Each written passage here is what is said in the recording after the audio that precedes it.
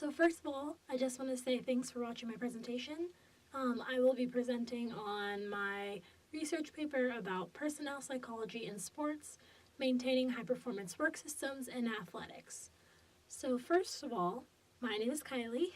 I am a fourth-year senior here at the University of Nebraska at Omaha. Why am I talking about sports? Why was I interested in this topic?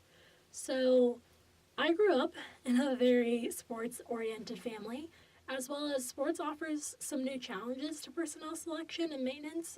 There's all types of sports and staffing for sports.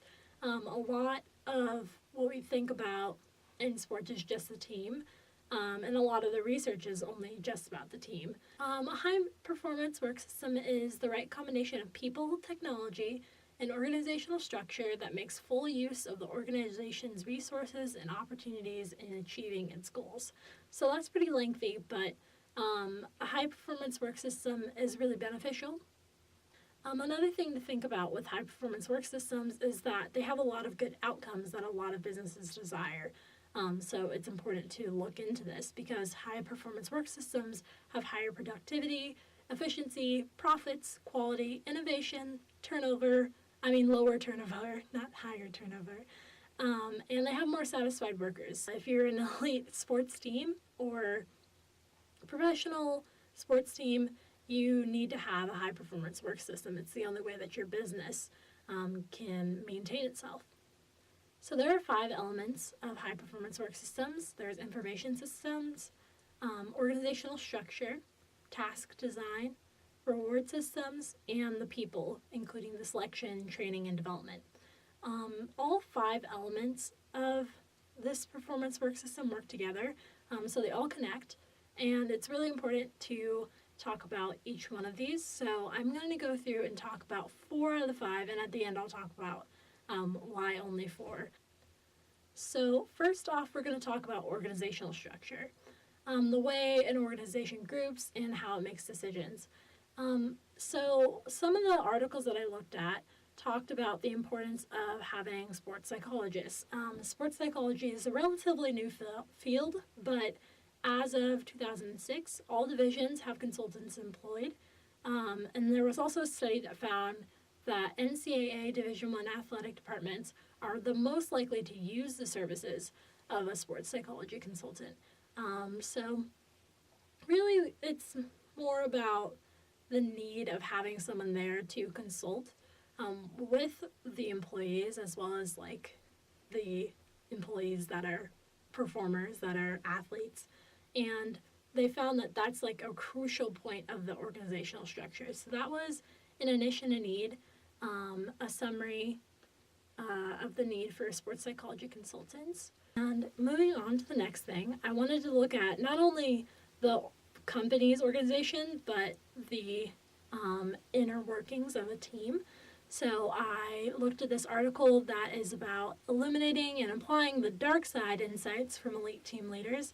I believe this one, is Cruikshank. And Cruikshank basically talks about how they found that leaders in teams often acquired these dark side behaviors, so lesser desirable behaviors for being a leader. However, they implement them in a way that kind of gets unnoticed.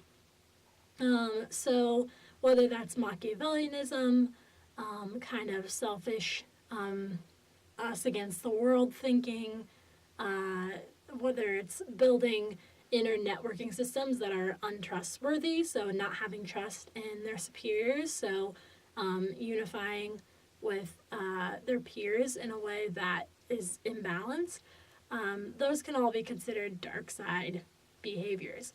And so this is a really big conflict between high performance conditions and having a leader with dark side behavior. So it's kind of a tentative study, but I thought it was really interesting. It talks about how there's organizational structure, but it should be diffused, but also not without constraints, basically. So if there are selection decisions, that employees should be involved. However, if there are involuntary turnover decisions, employees shouldn't be as involved with those, because sometimes in these situations where team leaders have dark side behaviors, they have too much control over other members in the team. Next, we'll be talking about task design. So, a quote from our book about task design. In a high-performance work system, task design makes jobs efficient while encouraging high quality. So, one of the studies that I looked at for task design is the value of strength-based approaches in SERE and sports psychology. So, SERE is more of a military style of training, and then sports psychology is, of course, sports psychology. So this is kind of a combination of both.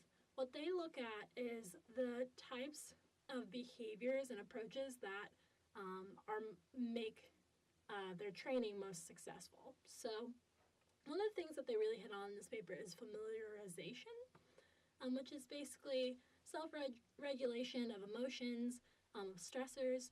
Often when you are either in a military situation or a sports situation, you're faced with really stressful events, lots of endurance, lots of, emotional strain. And so they talk about having exposure to those stressors during practice, during training, and how that can help you alter impulsive responses. So the people who ended up altering the impulsive responses to stress were the most valuable to their team when the time came for the real deal. The next journal that I looked at was Gender, Emotions, and Tournament Performance in the Laboratory. And this one was really, really interesting to me. So basically, the results of the study found that in competitive environments, the average performance increases strongly. So, and then mostly in women. And so they found that this is an incredible increase in women, and also a pretty significant increase in men. But this was really interesting. So they talked about designing sports training in a way that puts people as rivals. So up next, I have selection, training, and development of people. So finding the right people for your organization, and that's what makes it high performance work. So the study that I looked at for that was anxiety responses and psychological skill use during the time leading up to competition. And this study was about how female hockey players, there's two groups that they divided over time called facilitators and debilitators. This is how they respond to the stress of an upcoming competition. Facilitators were able to envision positive performances and use a set of specific skills to envision their success. They had a more refined set of psychological skills, they decided, and then also that this allowed them to adapt anxiety into excitement. So instead of thinking, I'm so nervous for this competition, they'd think, wow, I'm really excited. I can't wait to get out there. And then, of course, on the other hand, you have debilitators who did actually in the study develop some stabilizing mechanisms to cope with stress, but they had an overall inability to cope with their negative thoughts about performance, and so they lacked a general control that the facilitators had. So what they decided at the end of that study was that having facilitator people with more innate behaviors to prep them for competition was way better than having a debilitating behavior. So a little bit of task design, a little bit of people, kind of a nature versus nurture thing. But basically talking about those are the types of people that you want to look toward for employment. People that are facilitators. So, the next thing I'm going to talk about is reward systems. So just a little cool fact for you. If you ever heard about the Women's USA soccer team controversy that came up, that was kind of about the pay gap between them and the men's soccer team. And there was a lot of stats coming out trying to prove that it was correct, and they did eventually get that resolved, I believe. I think they did get their money. But for the 2014 Women's World Cup, USA versus Japan, there were 26.7 million viewers. I thought that was really crazy. So But the point of that is that, so 26.7 million viewers that day, and a ton of them wanted to look up their statistics. So if you have a reward system like the U.S. women's soccer team, your statistics are out there for the world. There's goals, losses, wins, how much time you've played, what positions you've played, how long you're in each position. There's all this stats stuff. And for a reward system, this is actually pretty fair. It gives you a position on how you're doing in the company as well as your improvement over time. It's really easy to access, that sort of thing. Additionally, I kind of talk about in my research paper how, of course, it's not only just like rewards competitively. You do get rewards as stipends and raises and things like that. You're an athlete if you're a professional, and they definitely award you a lot. The NCAA actually awards over $1 million, to men's basketball tournament victories. So if you think about every tournament victory, there is, that's $1 million just dished out right there. Nothing like that to make you go, oh, my paycheck. Some things that would contribute to my research. So you'll notice that I didn't include information systems in there.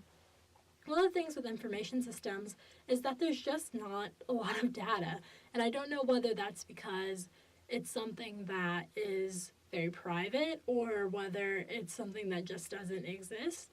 I think it would be very strange for there not to be data on every player in every league or every employee or something like that. So I'm just assuming it's very private, but I need to dig a little deeper. But I don't really think there's that much research on information systems in sports psychology, or in sports in general.